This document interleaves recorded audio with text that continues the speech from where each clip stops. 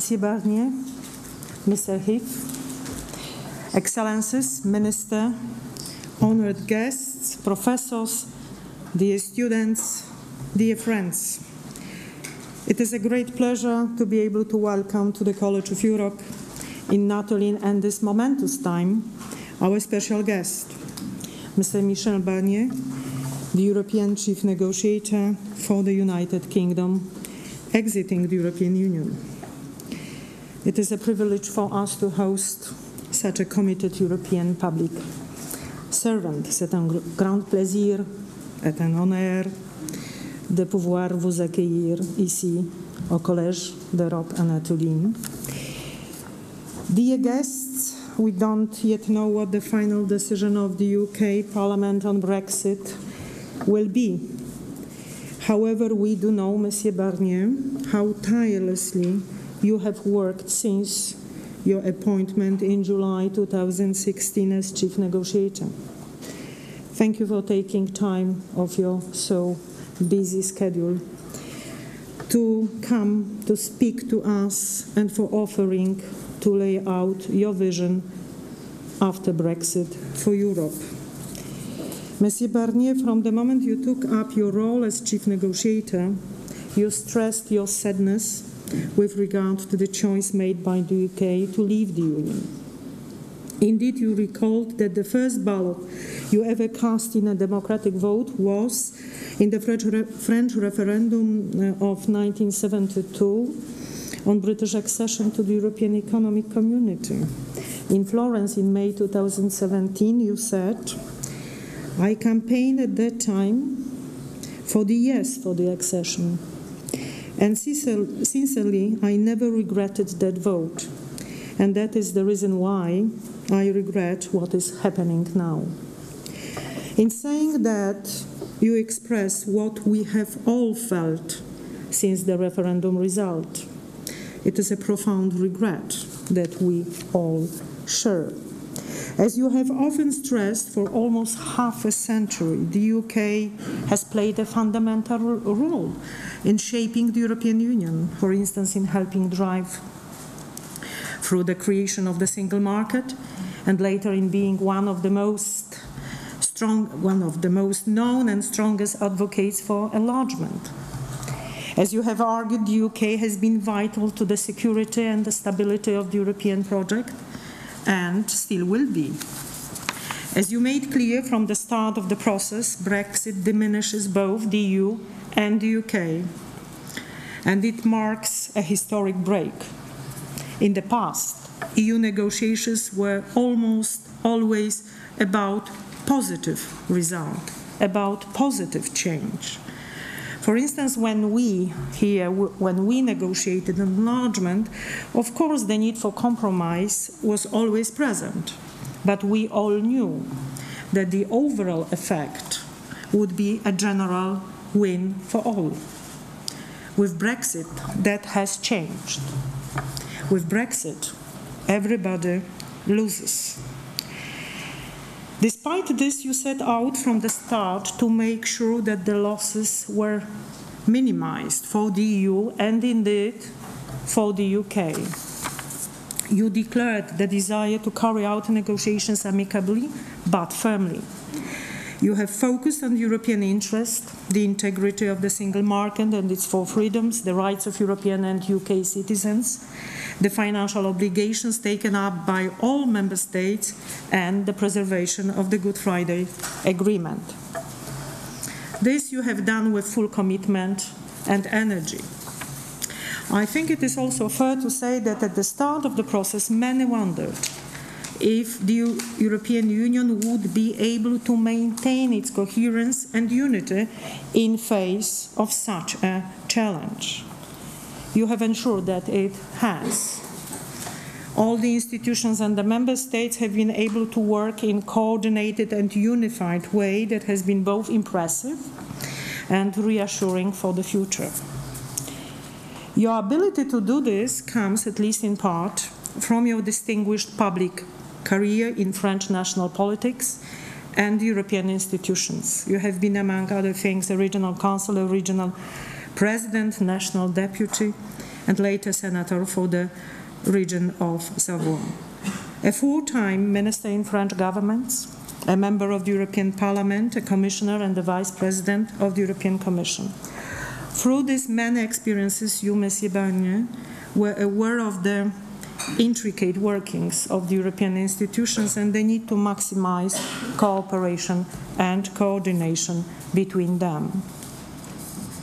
Your long and dedicated service at all these levels of governance made you deeply sensitive to the need to maintain coherence within the EU structures and unity and solidarity among the 27 member states. As you said in your first press conference as chief negotiator in December 2016, l'avenir se dessine mieux ensemble. Mieux vaut être solidaire que solitaire. Monsieur le Commissaire, the students of the College of Europe are privileged to have the opportunity at Natolin to hear the wisdom of one such as yourself and talk with you today. Your experience and your knowledge are precious to our students. What is more, the example of dedication and service you offer is one to which I know they aspire. Encore une fois, merci d'être venu nous parler. I would like to take this opportunity to also express our gratitude to Mr Ryan Heath, the political editor of Politico, and a highly acclaimed expert on European affairs, who kindly agreed to moderate the debate following Mr Barnier's speech. Et maintenant, Monsieur le Commissaire, vous avez la parole.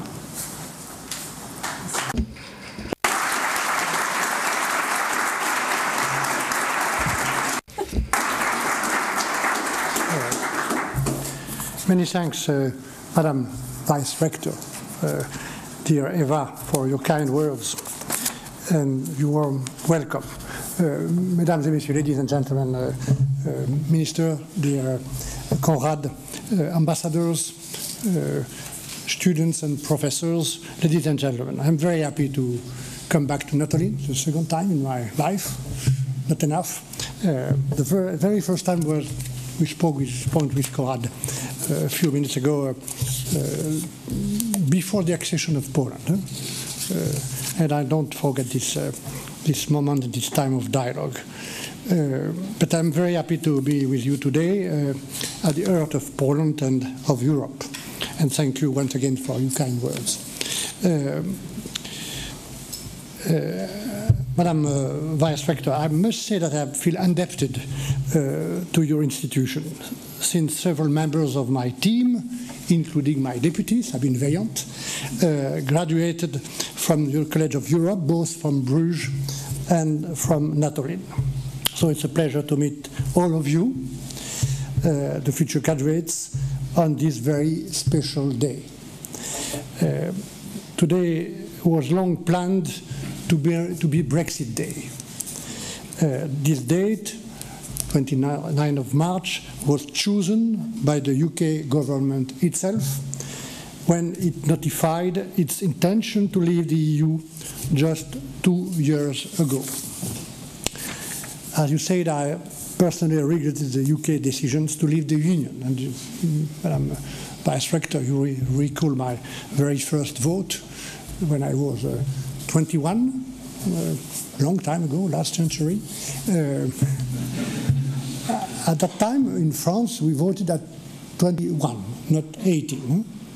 And it was my very first vote, thanks to the referendum organized by the French president for the accession of 4 countries, UK, Norway, Ireland, and Denmark. And despite the fact that at that time I belonged to the Gaullist party, I campaigned for the yes. And indeed, I never regret this vote. So this is the reason why I regret today the UK decisions, but we have to respect it and to implement it. In today's more dangerous, less stable world, with fiercer competition from emerging and developed markets, we, Europeans, have strong reasons to be even more united, not divided. But we have, of course, accepted the sovereign decision of the British people. A member state, ladies and gentlemen, has the right to leave the Union. The Union is not a prison.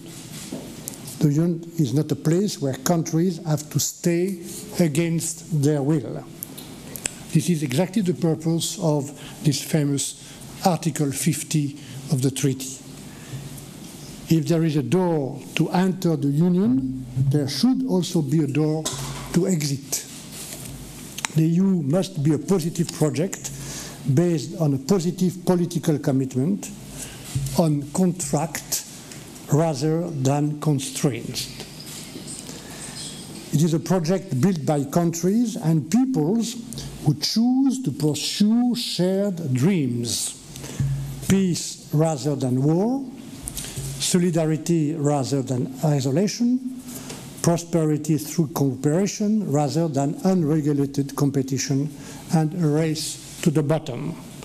It is also a project founded on shared values, human dignity, democracy, equality, rule of law. This is the heart of our Union, what unites us as Europeans. And the EU is a project based on law and principles, which promotes a rules-based European and international order. Ladies and gentlemen, dear friends, ever since the referendum in 2016, we have been respectful of the UK's choice. No spirit of revenge, no punishment, never. With the 27 member states and the European Parliament, we have built coherent positions to allow for the UK's orderly withdrawal. And this was made possible by the strong, very strong and sincere unity of the 27 member states. And I am glad that this unity remains very strong, as shown in the European Council last week and again today in my discussion with the Prime Minister Mateusz Morawiecki a few hours ago. This unity allowed the 27 to reach a deal with the British government, not against the British government, in November 2018. Our withdrawal agreement brings legal certainty on all the issues where Brexit creates uncertainty. Number one, our first priority for EU citizens living in the UK, among whom there are about 1 million Polish citizens and British nationals in the EU. If they decide to stay in the UK, they will keep their current rights for the rest of their life. Number two, for the many farmers, researchers, regions, businesses and universities in each of our countries who are carrying out projects financed by the EU budget. All commitments taken at 28 will be respected and honored at 28. And also for the problem created by Brexit in Ireland and Northern Ireland. This problem is not only about trade and customs and goods.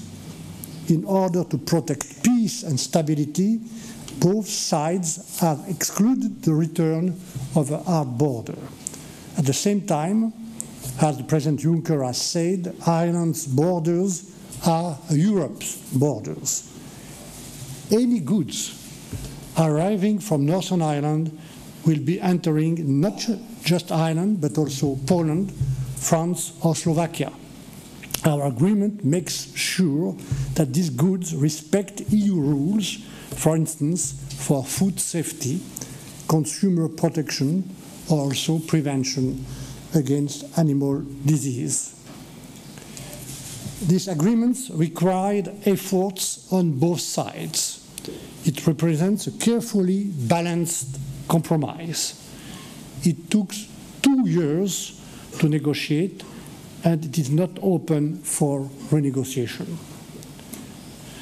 We have also been respectful of the UK's choice by proposing an ambitious future relationship based on the UK's red lines, while preserving the integrity of the EU single market and the autonomy of the EU decision-making process.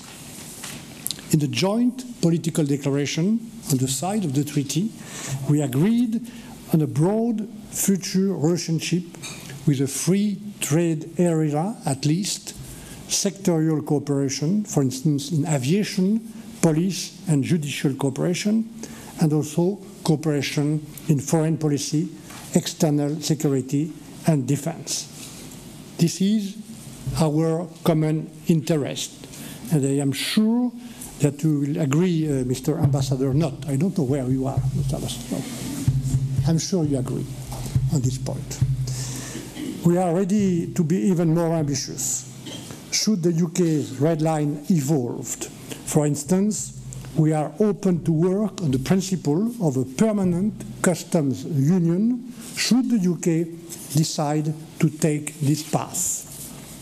Besides, the UK will also be able to take part in EU programs that are open to third countries under the conditions and regulations that will be decided in the new EU budget for 2021-2027.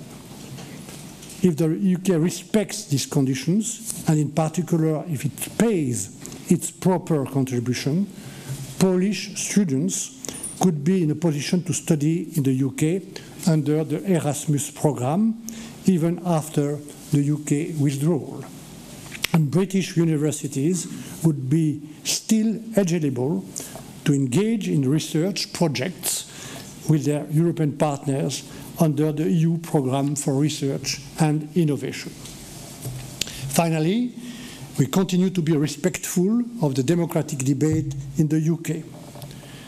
On the 15th of January, the House of Commons rejected the deal that was agreed between the Prime Minister Theresa May and the 27 head of states and the government and the European Council President and the President Commission. The UK asked for reassurances on the temporary nature of the backstop for Ireland and Northern Ireland, and we agreed to give those assurances. Despite the new guarantees, the House of Commons again rejected the deal on the 12th of March. The House of Commons also rejected the no-deal scenario, and it asked for an extension of the Article 50 period. Last week, the European Council, under the leadership of Donald Tusk, accepted this request. A new vote will take place later today in a few hours. In case of a positive vote, which would be the best outcome, the European Council agreed on a technical extension until 22 of May, on the eve of the European elections. The European Council also decided that should there be no majority for the withdrawal agreement by today, the UK should indicate a way forward before the 12th of April. Let me be frank, ladies and gentlemen. Without a positive choice, the default option will be a no deal, which has become more likely. It was never our scenario, but the EU27 is now prepared. The debates in the House of Commons continue. We are following carefully, very carefully. What we now need is a positive choice to move forward. And this is the responsibility of each and every member of the House of Commons to tell what they want. Ladies and gentlemen, I was told that the students here in the College of Europe do not have to speak only in English. So I will continue in another language. You may know, if I may. Depuis 2 ans, nous avons... For 2 years now, we've been managing the consequences of Brexit. The consequences of Brexit throughout the negotiations. But I believe that we also need to draw conclusions from Brexit. We need to ask ourselves the question why 52% of British citizens voted in 2016 to leave the European Union. And at this stage, I would like to share with you some analyses, some ideas, some convictions, my personal ideas, in fact, as an citizen who is very much involved in the process. Why Europe is not really understood and sometimes disliked. There is obviously the ideological vision of those who will be claiming that a nation that is alone is better prepared to face the global competition than a union of 500 million consumers and 22 million businesses. We know this ideology that is very present in the UK, but also throughout the EU. During the referendum campaign in 2016, there were many lies that circulated. There is also not enough information in all the member states on what the European Union is, what it brings, what project it brings, and what the benefits are of being a member state. A debate on the consequences, the real consequences of leaving 45 years of cooperation and joint projects was missing, and we now see the sad consequences of that in the United Kingdom. But that's not everything. There is also this feeling that Europe, its governments, its institutions do not reply to the justified problems of people, that Europe does not protect them from all the problems related to globalization, that it has promoted for too long the regulations and ultraliberalism without dealing with the social, environmental consequences of globalization. That's a Europe that did not know how to master or how to control its external borders and how to be solidary in the face of the crises related to migration. That's a Europe that abandons its industry and has not been able to benefit fully from the digital world of tomorrow. And there is also this feeling that Europe does not bring a better future for all the Europeans anymore. And there is also this feeling that is not limited to the United Kingdom only. We need to listen to those feelings. We try to understand where they stem from and reply to them by saying that Europe, for the last 30 or 40 years, has made some mistakes. We should reach back to the foundations of the European project that will allow every nation, every people, every citizen to feel protected and to grow thanks to its participation in a collective ambition to go back to the foundations, the social and economic foundations of the European project that was based on the social economy and competitive market. The four words are important here, not a choice out of these words. All four are important, and we tend to forget that. Ladies and gentlemen, should be the raison d'etre of the European project. If we look back on the history of European integration, that's quite simple.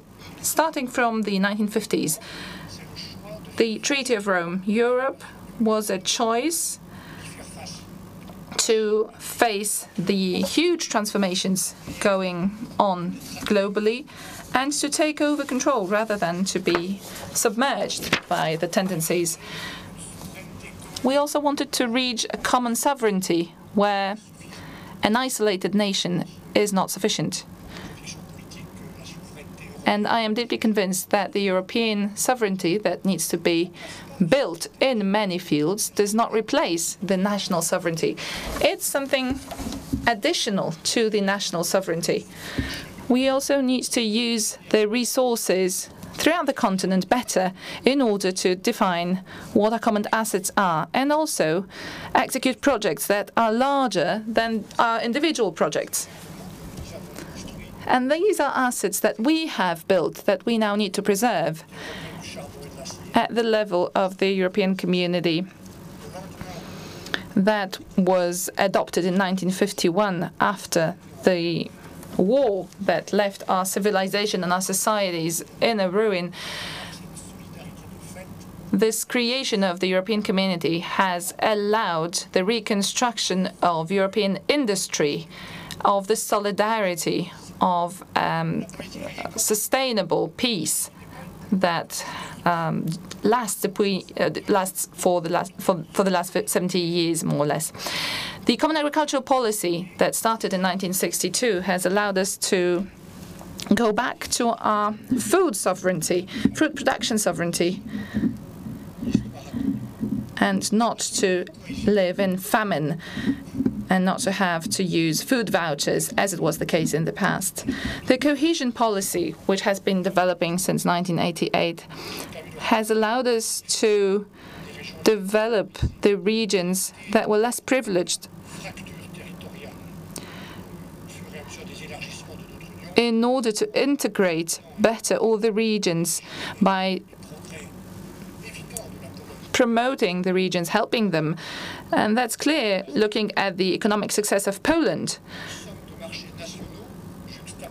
So we have national markets, and next to it we have the European market that started in 1993 and is now being actively developed by the European Commission and Commissioner Bieńkowska. That's the single market that helps our operators, SMEs, and businesses to function better.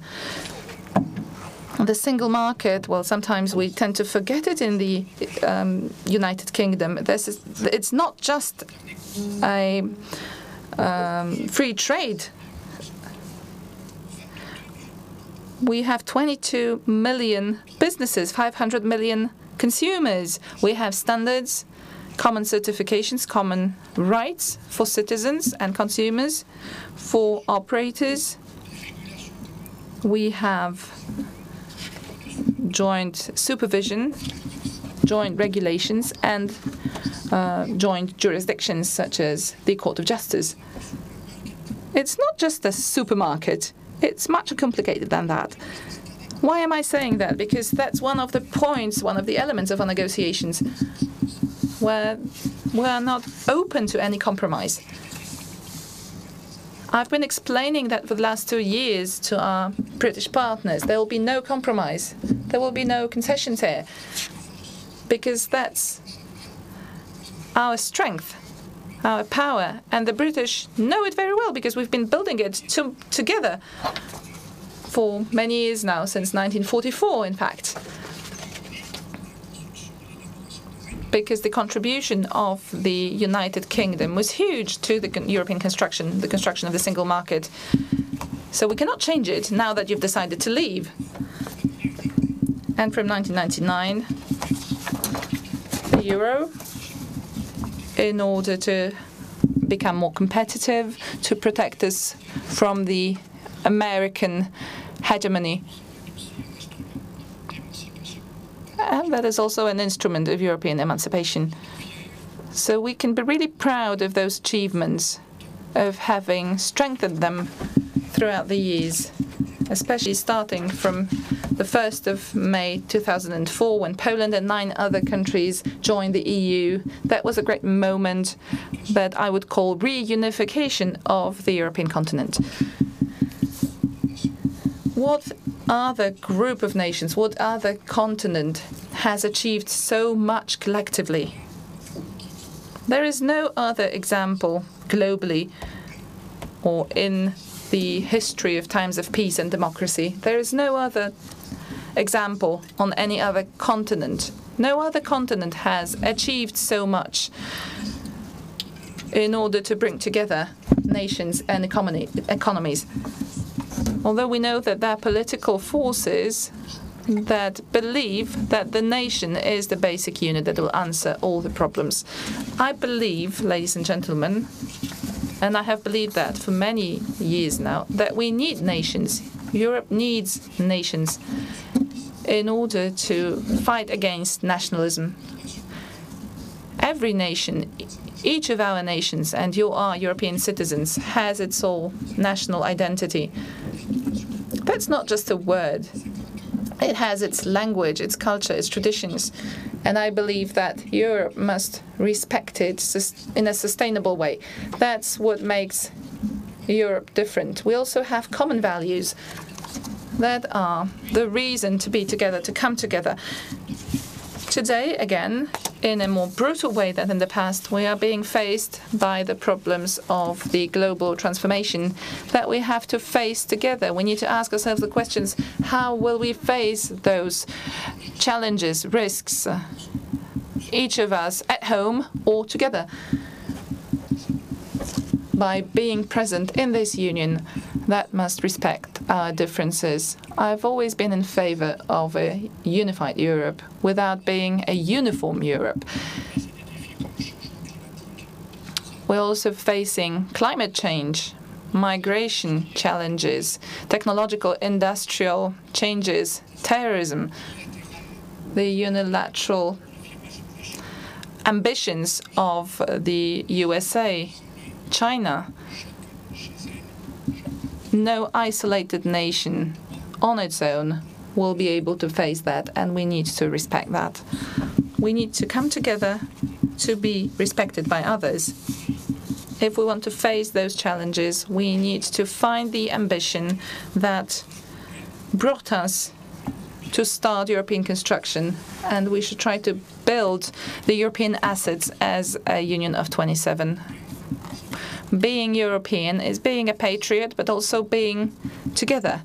So being a patriot, Polish, German, Slovak, whatever, British as well, for some more time. I didn't say instead of being European. We can be patriots and Europeans at the same time. Because I have this opportunity now, Madam Vice Rector, I would like to mention two such aspects of European sovereignty that strengthen the national sovereignty. I would like to start by Green Europe. That is an all-time conviction of mine. I was a minister in France. I've written a few books on that subject, and they remain true for the future. I would like to say that thousands of young people are marching in the streets to fight against climate change. And that's also the moment for Europe to bring those people and countries together to change something. Climate change does not stop at the national border. It concerns us all. I'm talking about the floods or the droughts or the poor air quality, noise. It all has an impact on our health. Given those challenges, I believe that Green Europe should be a priority for the years to come. Oh, we have a place for the French ambassador. You weren't very discreet entering the room. You failed at that. But we're really happy to see you here, Ambassador. So I was saying that that Green Europe must be a priority for the years to come. And I believe that we should adopt this ambitious objective to make Europe the first carbon-neutral economy until 2050. And we have a lot of leverage on the European level for that.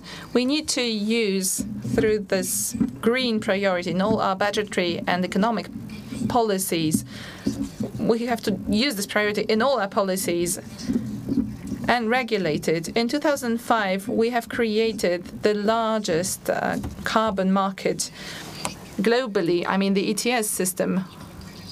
We need to pay for CO2 emissions, including imported emissions.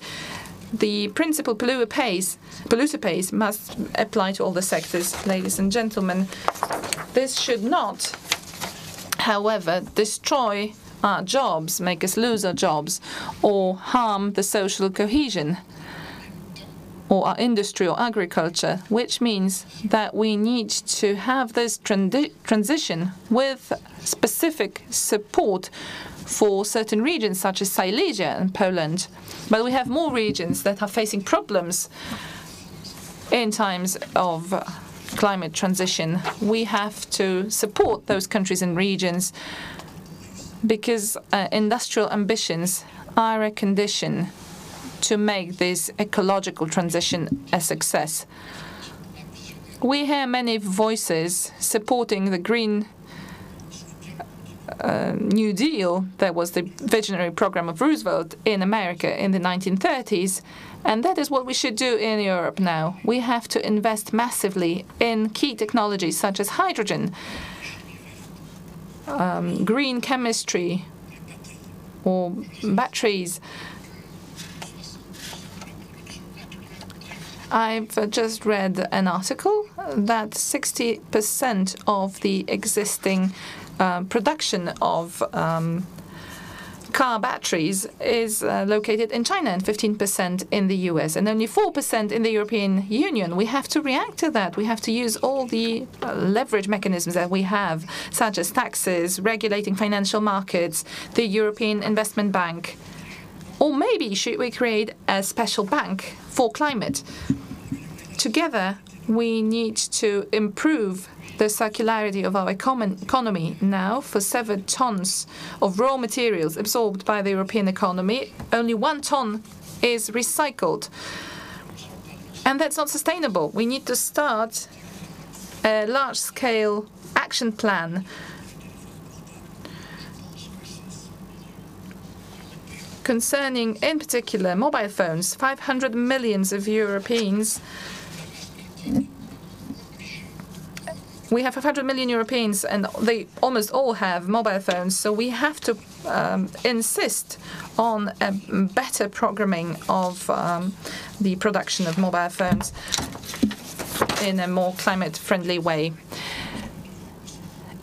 In preparation to the COP 2020 in Beijing, we need to we need to strengthen our efforts for biodiversity, as we did when we were talking about the Paris Agreement. The bees is not just an anecdotic story. That's a really serious problem. We know that 1/3 of all insects will soon become extinct. We also need our agriculture to evolve. That is why an open debate with farmers is necessary in order to modernize the common agricultural policy, our standards, and the protection from illoyal competition from third countries. We cannot leave an ecological debt to the future generations. It is at least as serious as the budgetary debt. That is why we have created a stability pact. Our countries have to reply to the challenges related to environment thanks to this pact of sustainability. Thank you. And another question I would like to talk about is industrial policy.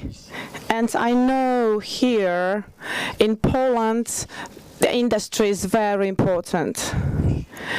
Now that China is not only a partner, but also a competitor, a strategic rival, isn't it Europe's role to initiate real industrial policy? We are today the most open commercially continent, but to have an attitude for our enterprises, I think this openness cannot only go in one direction. Europe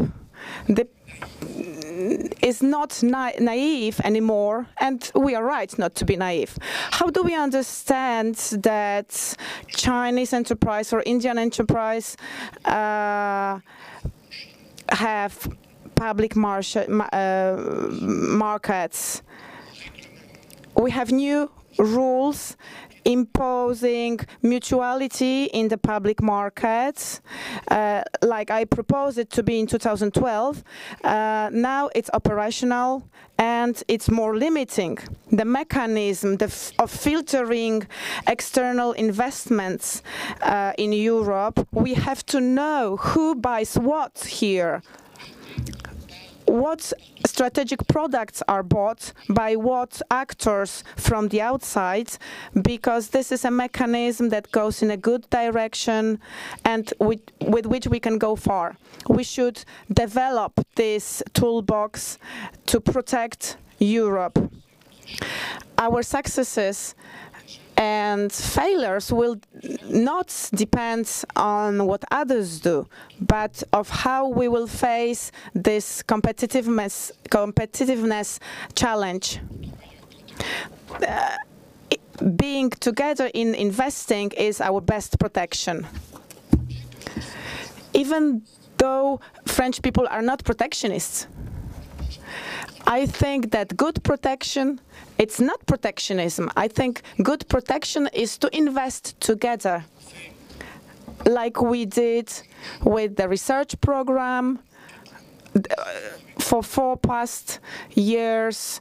We have been investing massively in education, in culture, in innovation. This is the key technology I talked about before. That's my conviction for a long time. The fundamental question of competitivity of human capital. In 2017, 43% of Europeans didn't have basic digital competences. This is scary in a moment where digital technologies are so important. Artificial intelligence puts you in a completely different world that changes all the aspects of our life, in work, in transports, in hobbies. This is a huge, massive challenge that we will not face if we don't participate. We have to train people digitally. For example, when I was preparing this speech, what's going on in Finland? They fixed the objective of training 1% of the population on the basics of artificial intelligence, thanks to a public-private partnership. This is a population where between 3 and 5%, this is when 1% will be maybe 3 or 5 in the future. This is upskilling Europe. This will better our productivity and our capacity to create future unicorns of European GAFAs. Today, 21st enterprises in digital are either American or Chinese. Amazon, that you know, invests each year 40 billion euros in research. This is more than research and innovation budget of whole Europe. Amazon makes more, gives more. So I think that for our sovereignty, for our independence, it's important to change things here. Let's not forget here about the ethics. Our digital market gives us the capacity to impose.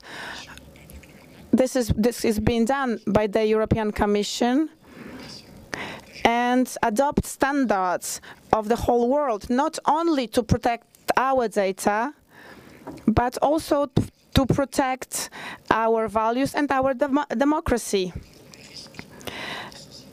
Artificial intelligence and bioengineering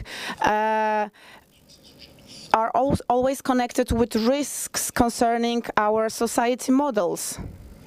Ladies and gentlemen, I talked about 2 big transformations that must be done by all of us, but there's many others. United States are getting out of the treaty on nuclear forces. China is fixing new objectives.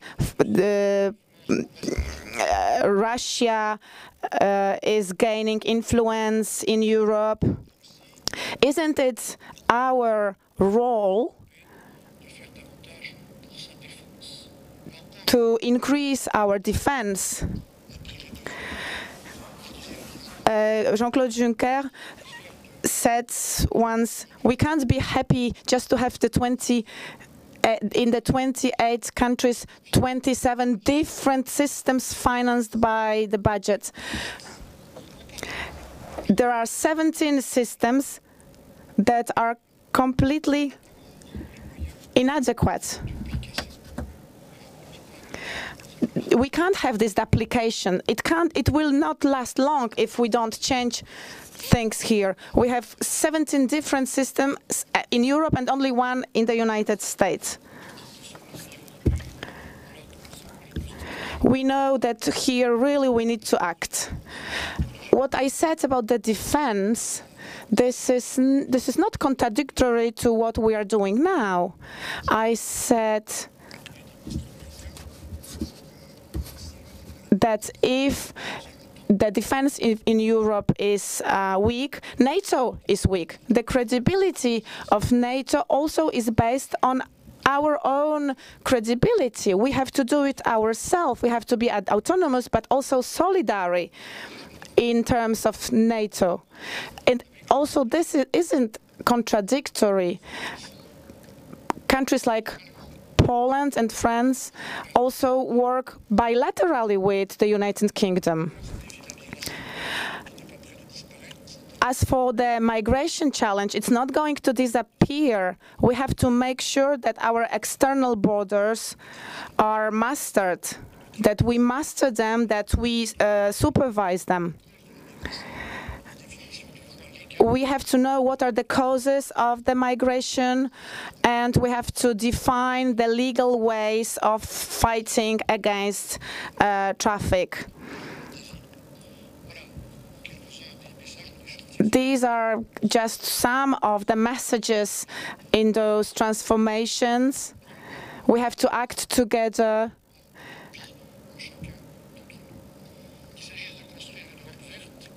For green Europe, for industrial Europe, Europe of defense, have a response to migration. And you will have your role also here to play.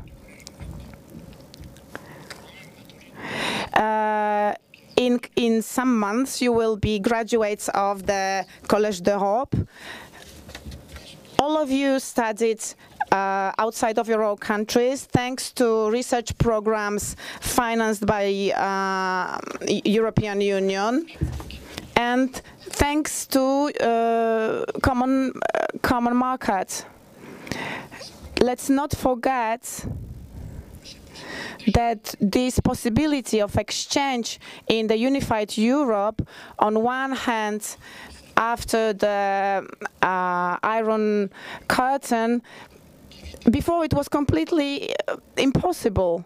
You are part of a generation who lives in peace. But don't forget that all this is very fragile, because we can always go back very harshly. We've known such goings back. Yesterday I participated at a meeting, and some months ago I had an interview with Mr Farage, you know him, and he asked me for a meeting, and I received him to listen to him, to understand him. And at the end of this interview, I asked him a question. I asked him, can you explain to me how you, who wanted Brexit and you won, because this is what's happening right now, how do you imagine, what is your vision of the future relationship between United Kingdom and Europe. And his answer, Mr. Barnier, after Brexit, there will be no more European Union. He wants to demolish us. This is his goal, and the goal of some other political figures in France and in other countries. I just want to tell you that if you want to preserve what's going on and change in the innovative direction, we have to make progress, we have to make reforms, correct certain mistakes to preserve this mode of living. And the message here is clear: take care of Europe. This is our today's responsibility, but it will be soon yours, of your generation. Take care of Europe. Share the vision of Europe. Get involved in the debates concerning the European elections, whatever your convictions, but be in the politics from the citizen point of view. If you don't take care of politics, the politics will take care of you. Get involved in politics. This is what I wanted to share with you today about the responsibility that you will have as public servants in associations, in education. Be present. Defend your convictions. Some weeks ago, I met a minister who came to say hello. His name is Mark. He works in Amsterdam in the sector of Spatial European Bureau, and he says he regrets Brexit. He told me this.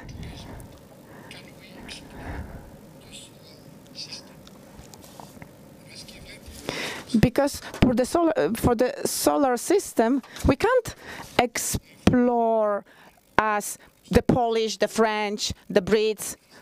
We have to do it together, and even together it's difficult.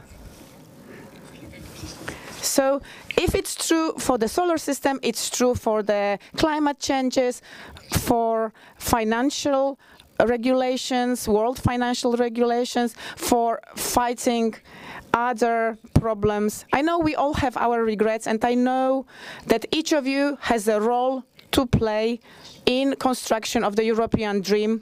And I think that each country in the European Union is necessary, each citizen is necessary.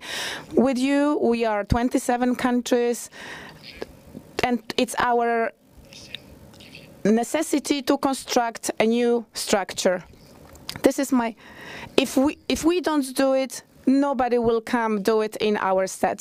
Thank you very much for your attention.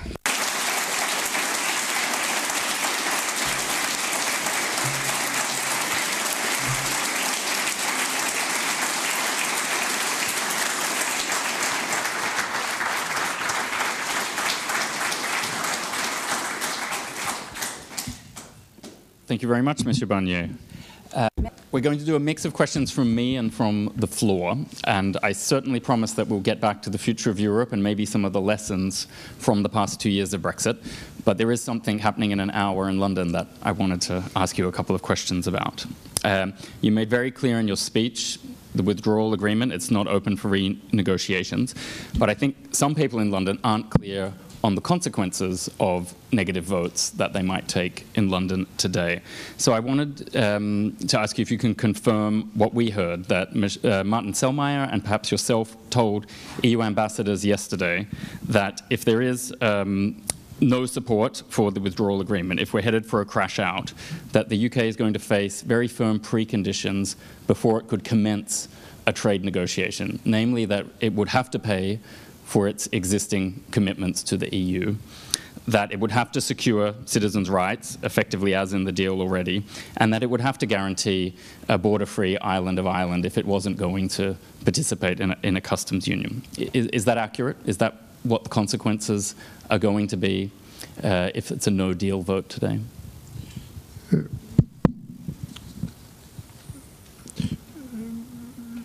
Je ne vais pas répondre à des questions. I will not be answering questions which have not been asked yet. I mean, there is no such question yet today. In a few minutes' time or in a few hours' time, the House of Commons that I'm following the debates of, obviously, just like you are, will express its opinion. And that will be part of the work on the package that we have agreed on with Theresa May. There is just the first part of this package that will be voted on, that is the withdrawal agreement. But there is a second part, that is the political declaration that will indicate the directions to take after the divorce. How will we be building a partnership later on? And now that I'm talking to you, I would like, as I've just said, all the members of the House of Commons to weigh well their responsibilities, to take into account the consequences on our relationships. I can only recall what the European Council officially said. You have been able to observe that. The Polish Prime Minister was there at the European Council, and I was also invited there. So that was on Thursday evening. And 2 dates were fixed for the British government. If the agreement is signed, then we'll have an orderly divorce with the United Kingdom,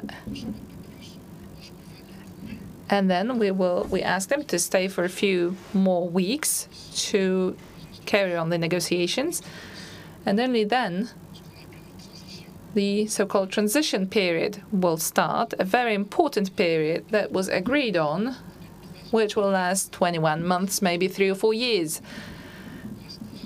That's the maximum, when the United Kingdom will stay in the single market. And then we will use that period to negotiate the future. If the United Kingdom says no, then they will have to decide very quickly, before the 11th or 12th of April, what their opinion is. There will be 2 options here, 2 alternatives. And that will be their responsibility, either a no-deal leave. We're preparing ourselves for that option. We don't need a negotiator for a no-deal. That's why we didn't expect it, but it can happen, so we are really prepared for that, all the governments and the Commission. Or, with some sound justification, the United Kingdom will say that they need more time and extension of the negotiating period. And in that case, they will be obliged to organize the European elections in the United Kingdom in May.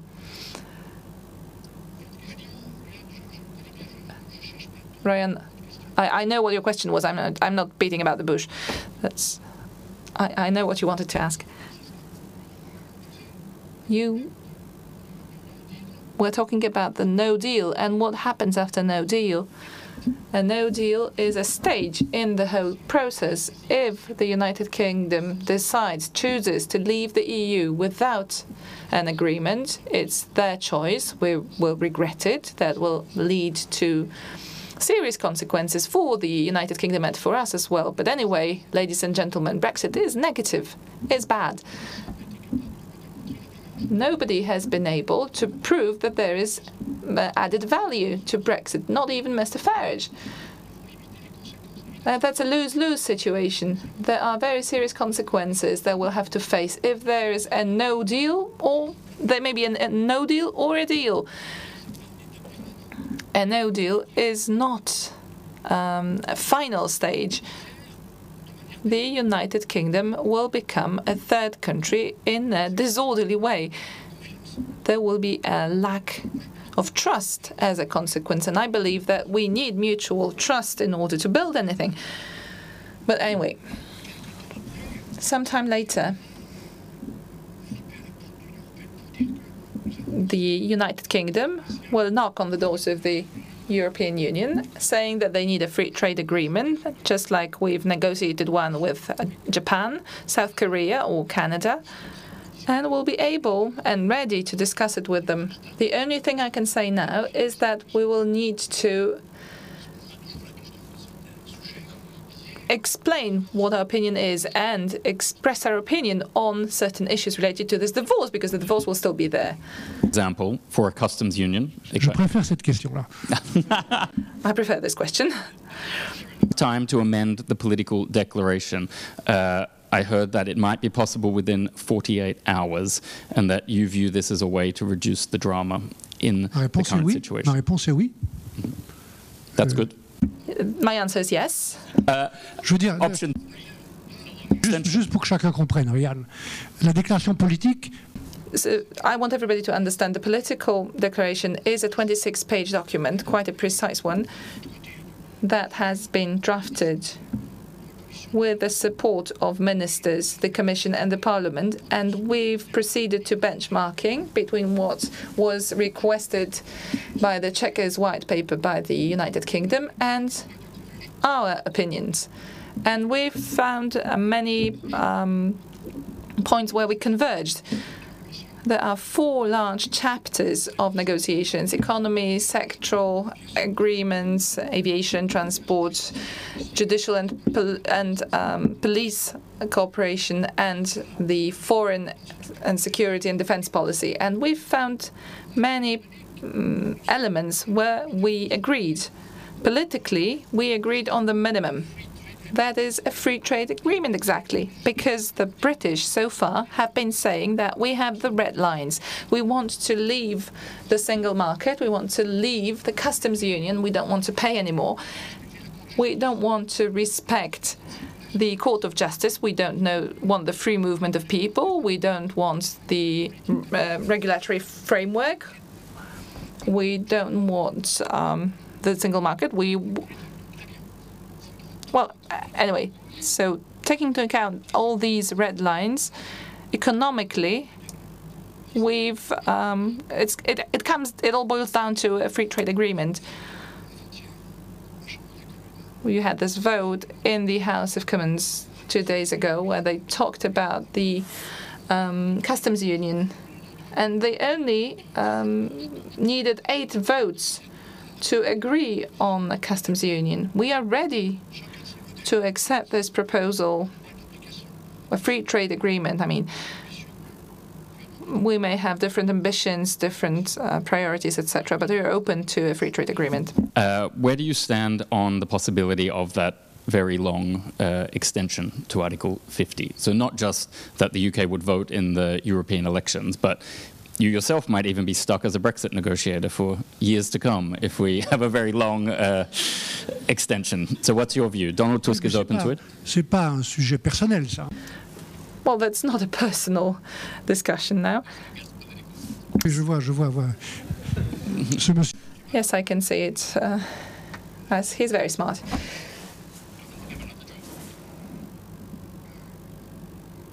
Moi, je suis là par la confiance de. Well, we have the trust, I got the trust of the Commission, the Parliament and the Member States, and I'm trying to do my job well. I'm trying to close this stage to move on to a more positive stage, because the Brexit is the negative phase, and then I want to move on to the positive phase of the future of our relationships. So when I'm thinking about it, and the European Council said, if there is a negative vote, we will wait for a way forward that will be defined by the United Kingdom. That's one of the options. That is an extension for several months. With these limitations that I've mentioned, that is, European elections that will need to be organized in the United Kingdom. And let me remind you that there is 1 million of Polish citizens living in the United Kingdom, 3.5 million of European citizens, and all those people, if they're adult, they have the right to vote in European elections living in the United Kingdom, just like a British citizen living in Warsaw can vote in European elections while living here. That is why the European elections will need to be organized then, although it's paradoxical. And then they will need to explain to the European leaders how they want to use that additional period. What's the point? What's the use? Basically, there is some openness for that option, but it needs to be justified, soundly justified. We don't want simply to delay the process. We want to solve the problems. Because what is most important is to start the negotiations on the future relations between the United Kingdom and the EU. But if we have this extension, we will not be able to start the negotiations on the future of our relations. They need to leave the EU first for us to have a legal basis to start negotiations. You cannot negotiate a free trade agreement with the EU while being inside the EU. That's a legal prerequisite.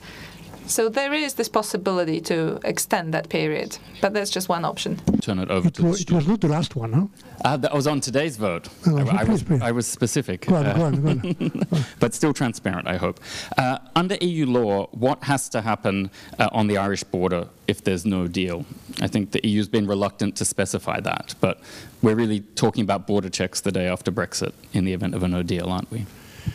En Irlande, nous faisons, je l'ai souvent dit. In Ireland, what happens, I've often repeated this to many representatives, we are looking for a practical solution to a problem imposed by Brexit. Brexit is creating the risk in Ireland, nothing else. The fact that Brexit makes Northern Ireland parts leave the common market. So there is a new limit that is there. This is a fact, and it's created by Brexit. Because all the limits of the common market from Poland or in Portugal and in Greece, we have an obligation to control all the products that enter the common market. Why? To protect the consumers, sanitary security, alimentary, protect against animal diseases, protect the budget, because the fiscal aspect is there, and to protect the European budget, VAT, taxes, and of course protect our industries, because there are always fake products that can enter the market.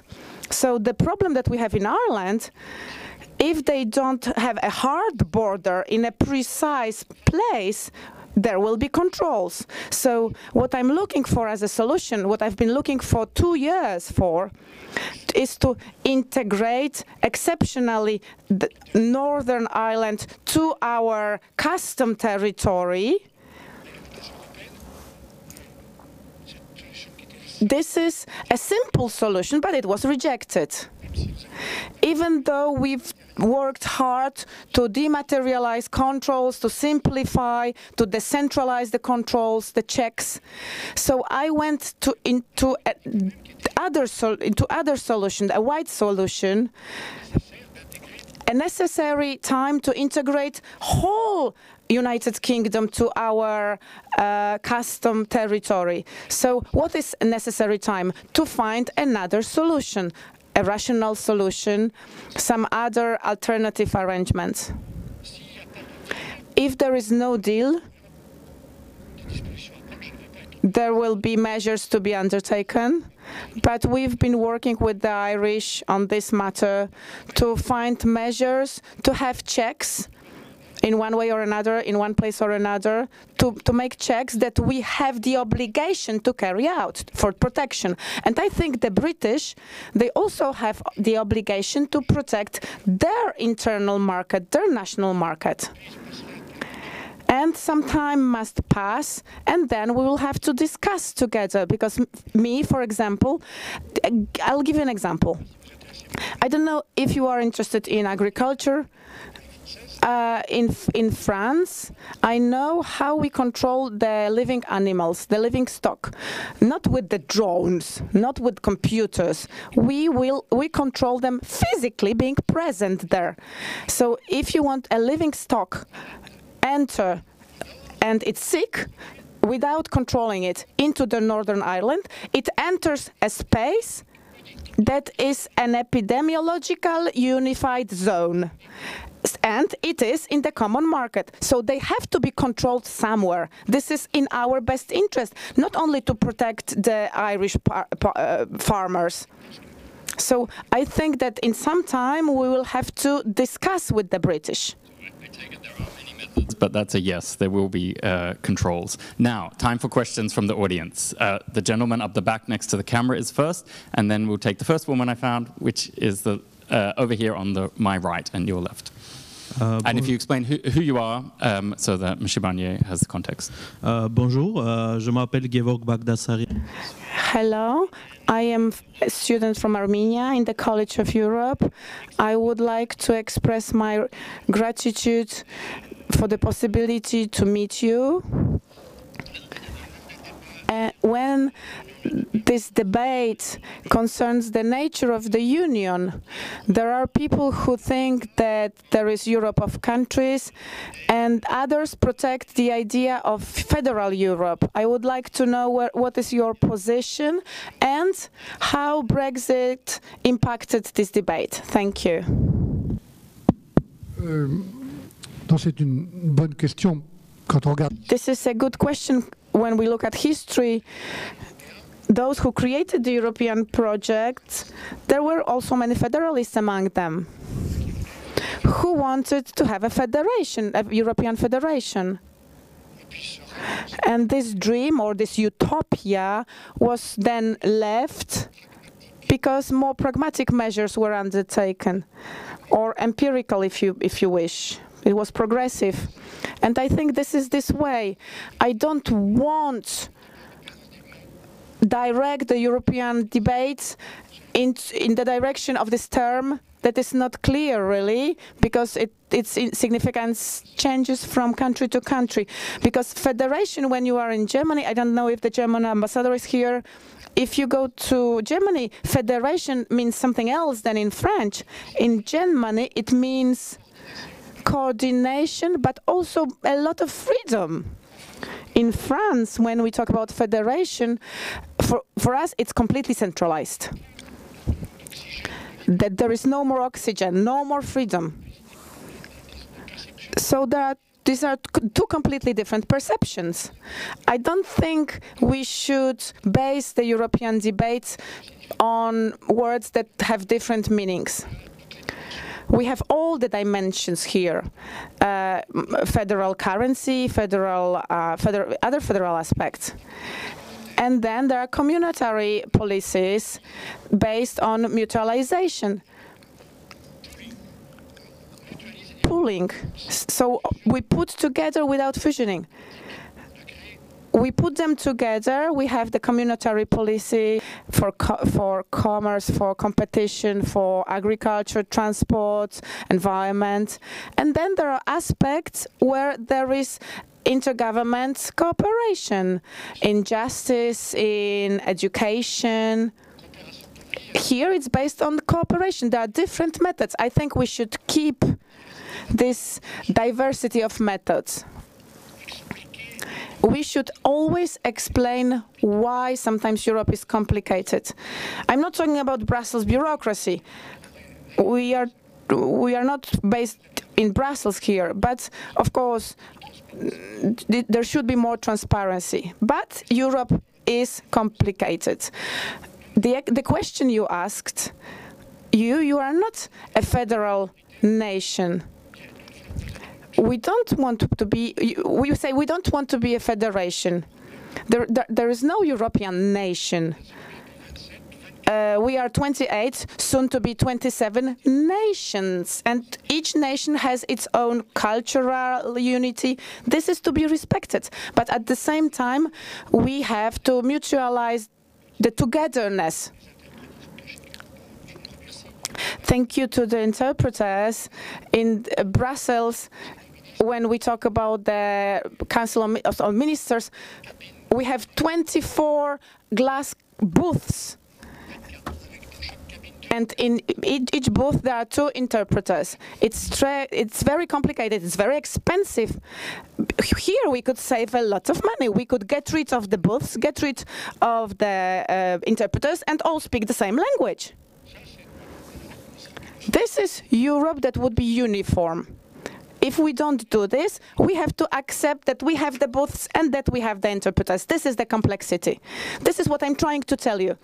So in the approaching time, we are not going to be focused on institutional aspects, where we are not really, this is not where we want to be focused. We want to be focused on what we are going to do together, all together or with the cooperation. I talked about those workshops before for the coming years. I think this is where we should be focused. Sometimes we will be 27, sometimes we will have cooperations with others, but we have to stay focused on what we have to do together to reconcile citizens in our shared Europe. Yeah. My name is Melin González Piloyan, and my question is quite concrete. I am a student from the college. My question is about the current stage of negotiations between for the airline, Spanish airline Iberia, between Spain, the EU, and Britain, since there is a risk for 19,000 people to lose their job. Thank you very much.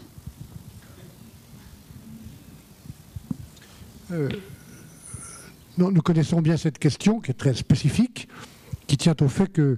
This is a very specific question. This airline is a company that is together today in Great Britain, and there are rules concerning the conditions of using of the European sky.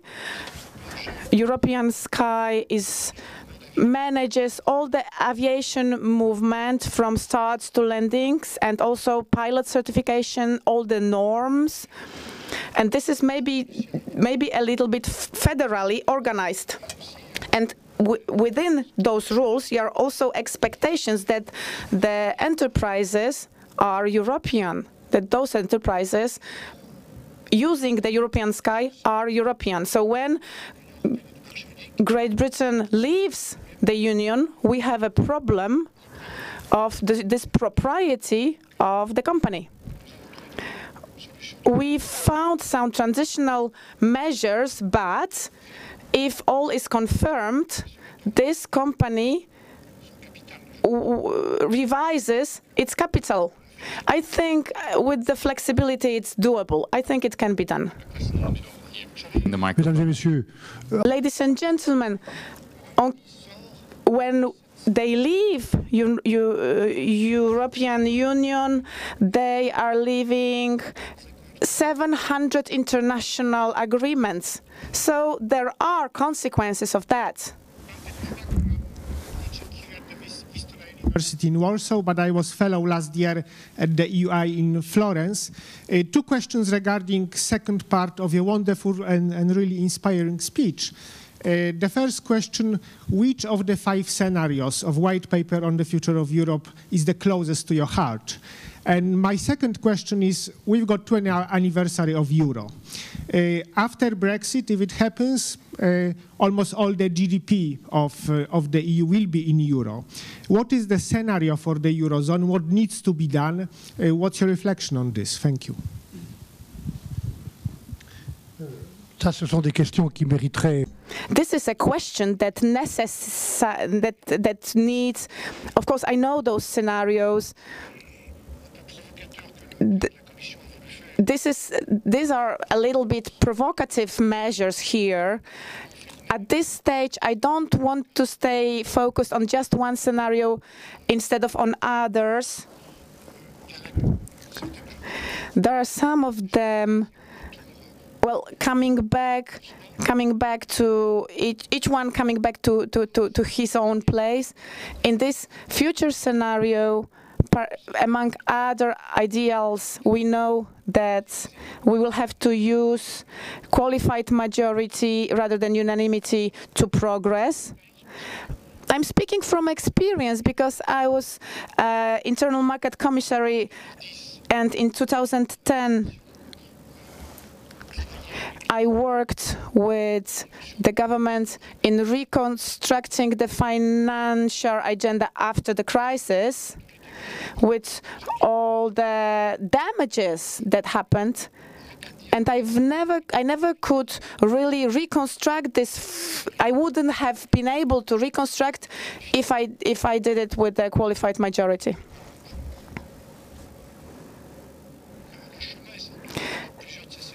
So there are different paths, different scenarios. I say no to the federalization of the European Union. I think we need nations. I spoke about it just now. We need to reconcile Europe with citizens. I believe in such work, and it's possible. I still believe that the unity of the 27 is possible, and we need to go forward concrete objectives. I told you about the 4 workshops: the sovereignty, the proximity, Green Europe, immigration, economy for all, including industrial policies, and of course defense and security. I think in the 5 following years we need to stay focused on concrete objectives that mean something to the citizens. In the Eurozone, we have also elements on which we need to stay focused to go forward. I think euro should become the common currency. I believe in euro. I think we should improve the euro governance, improve common managing of this budget.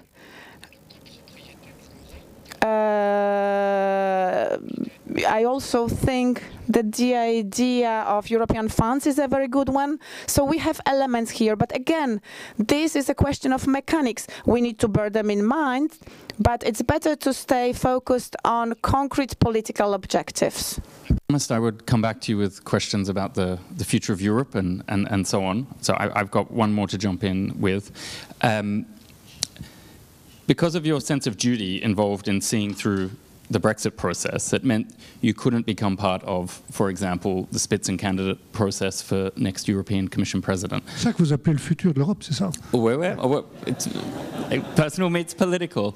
If the European Council came to you, if the European Council came to you and said, would you consider the post of Foreign High Representative, or perhaps even Commission President, how would you apply your sense of duty there? Would you answer the call if they came forward with that request? Bon. Ces journalistes, ils sont extraordinaires. Well, analysing your questions, you're really great. You're always asking me questions on issues that are not being discussed right now. Well, I'm saying that now I'm usable and I am mobilized or focused 100% on Brexit. That's it. The woman here at the end of the row. Et après, je vais devoir vous quitter. And I'll have to leave you, unfortunately. I have a plane to get, right? So. Good afternoon. My name is Erica, and I'm a student at the Bruges campus. I'm from Ireland. From where are you coming from? From Ireland. I'm a student at the Bruges campus. So my question to you is, the Good Friday Agreement presumes shared membership of the European Union. Taking the UK out of the European Union would very foreseeably put a hard border in Ireland. That was clearly foreseen by the EU side. My question to you is, why do you think that that was omitted from the debate prior to the referendum, and why do you think it wasn't brought up until the EU put it as a red line? D'abord, je peux constater que dans le débat, je l'ai dit tout à l'heure d'une certaine manière. Well, I have to say that in the debate before the referendum, there were some lies that were used by the promoters of Brexit. We then saw that they even admitted that those had been lies, and there was a lack of information or misinformation, disinformation on the consequences of Brexit on the stability of Ireland. It has not been explained sufficiently, and that is why, from the start of the negotiations, I established, with the support of the member states, a list of the key problems, key doubts related to Brexit. And there was the European budget and Ireland. So we worked on that from the very start. That's what I wanted to say on this subject, because that is one of the most sensitive issues here. Brexit has no added value. There are many negative consequences. And you can see, ladies and gentlemen, that Brexit is bringing a risk of regression. That is no progress. We're going backwards. And the main risks lie in Ireland this time. So we want the United Kingdom to remain the guarantor of the Good Friday Agreement, to guarantee all the provisions of the Good Friday Agreement. There are 140 different types of cooperation that we will continue. But for us, as Europeans, what is most important in the Good Friday Agreement is the peace issue. That is a human issue, not an economic issue. I went to Londonderry, a small village, Dungannon, that is not far from Londonderry, some time ago. And I worked there but for an hour and a half with a group of women, no journalists, that was off the record. And many of those women cried during that meeting, and that's an unforgettable moment for me. They cried and they said, we don't want it to start again. That's not a question of products. That is a human issue. The peace process, that's our priority. And we have another problem with the government in Dublin, that is preserving the single market, because there is a border that 500 kilometers away. So we need some controls to protect the consumers, to preserve the single market. And that is this equation that we have to solve.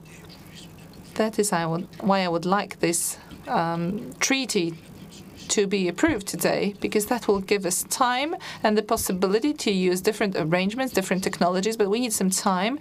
These solutions are not really operational today. That's my answer to your question. Thank you. And all the distinguished guests here, I want to thank you very much for your speech, for your time, and even your patience with journalists like me. Thank you very much. Merci à vous tous.